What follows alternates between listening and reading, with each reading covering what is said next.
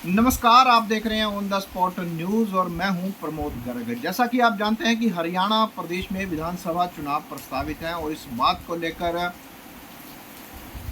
प्रदेश की सत्तासीन भाजपा और विपक्ष के कांग्रेस में घमासान मचा हुआ है। जैसा कि आप देख पा रहे हैं कि विधानसभा चुनावों से पहले अभी टिकटों का आवंटन होना है, लेकिन टिकटों के इस आवंटन को लेकर दोनों दलों में विशेषकर खींचतान बनी हुई है। हरियाणा में टिकट के बंटवारे से पहले ही कांग्रेस की अगर बात करें तो उसमें घमासान मच गया है, क्योंकि कांग्रेस के प्रदेश प्रभारी दीपक बावरिया की ओर से यह बताया गया है कि कांग्रेस ने पिछले दिनों सैद्धांतिक फैसला लिया था कि जो भी सांसद अथवा राज्यसभा सांसद हैं जिन्होंने लोकसभा चुनाव अथवा राज्यसभा चुनाव लड़ा है, वह विधानसभा चुनाव नहीं लड़ेगा। तो ऐसे में फिलहाल अगर बात करें तो आगामी विधानसभा चुनावों को देखते हुए वर्तमान में विधानसभा चुनाव लड़ने की तैयारी कर रहे उन नेताओं के मंसूबों पर पानी फिरता हुआ नजर आ रहा है।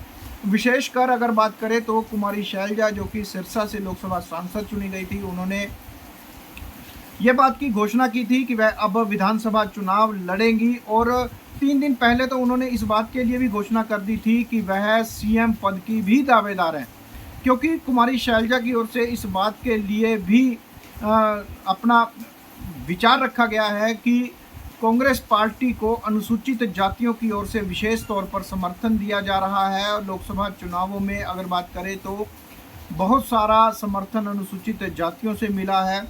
और अगर बात करें तो सिरसा लोकसभा से 9% जो वोटर हैं वो दलित वोटर हैं, अनुसूचित जातियों से संबंधित वोटर्स हैं। तो ऐसे में वोट बैंक का ख्याल रखते हुए कुमारी शैलजा जो है लगातार कांग्रेस से विधानसभा चुनाव लड़ने की इच्छा जताकर हाईकमान से मंजूरी लेने की फिराक में है। लेकिन वहीं अगर कांग्रेस में टिकट बंटवारे की बात करते हैं तो उसमें घमासान मचा हुआ है। टिकट देने के बाद होने वाली बगावत को रोकने के लिए पार्टी अध्यक्ष मल्लिकार्जुन खड़गे और राहुल गांधी ने अब प्लानिंग शुरू कर दी है। जी हाँ, बड़ी खबर आपको दे रहे हैं कि मल्लिकार्जुन खड़गे और राहुल गांधी के बीच विशेष बातचीत हुई है।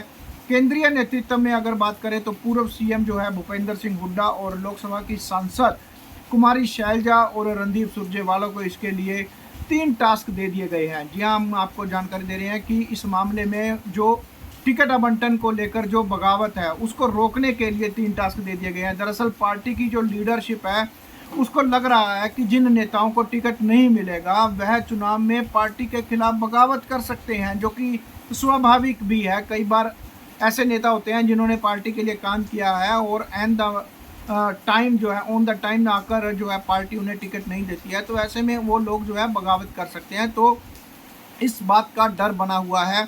ऐसे बागी नेता निर्दलीय उम्मीदवार के रूप में खड़े होकर भी पार्टी उम्मीदवार को हराने की भूमिका निभा सकते हैं, जिसका विशेषकर अब डर जो है कांग्रेस पार्टी में बना हुआ है। क्योंकि सबसे बड़ी जिस हल्का से हम लोग इस समय बात कर रहे हैं, टोहाना विधानसभा हल्का से बात कर रहे हैं, तो यहाँ कांग्रेस पार्टी के ना करते हुए भी 6 से 7 व्यक्ति जो हैं वो पार्टी की उम्मीदवारी जता रहे हैं, दावेदारी ठोक रहे हैं और हर कोई यहाँ पर टिकट की दावेदारी कर रहा है।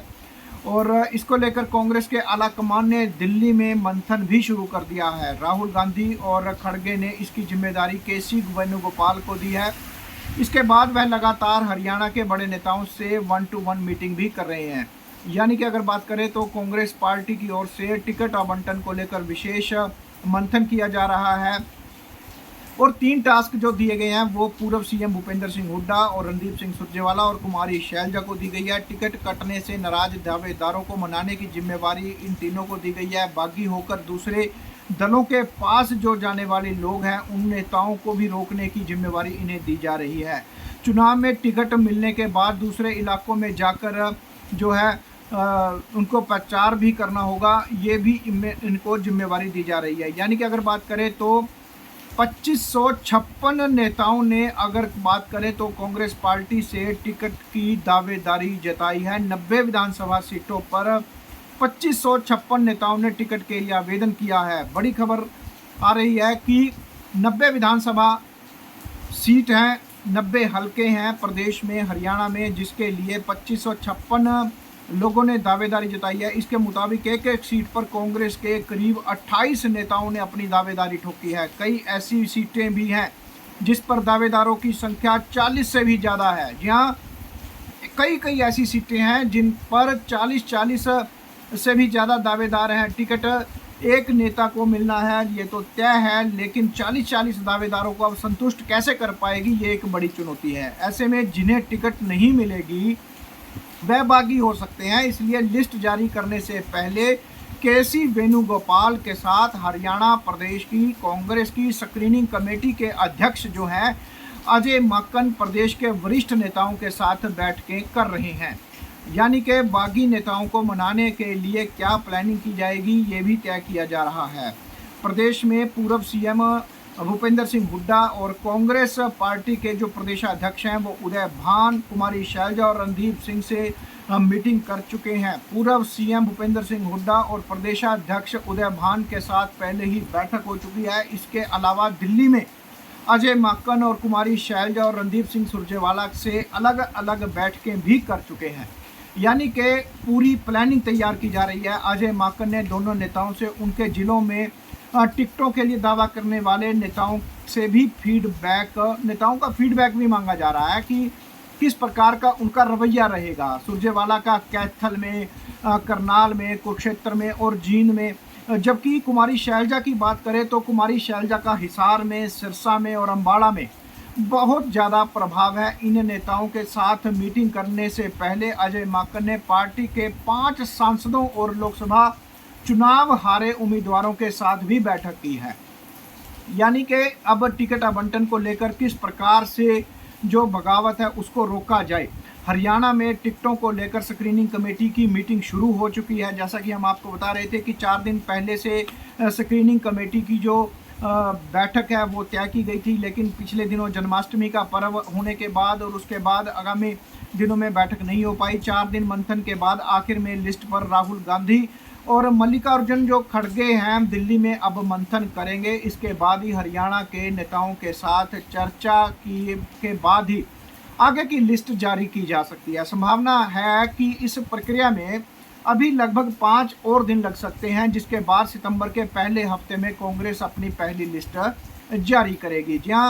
जैसा कि हम आपको बता दें कि उत्सुकता का माहौल लोगों में भी बना हुआ है और हर कोई यही चाहता है कि पहले उन्हें पता चले कि कांग्रेस पार्टी से कौन उम्मीदवार होगा और उसका मुकाबला किस व्यक्ति से होगा।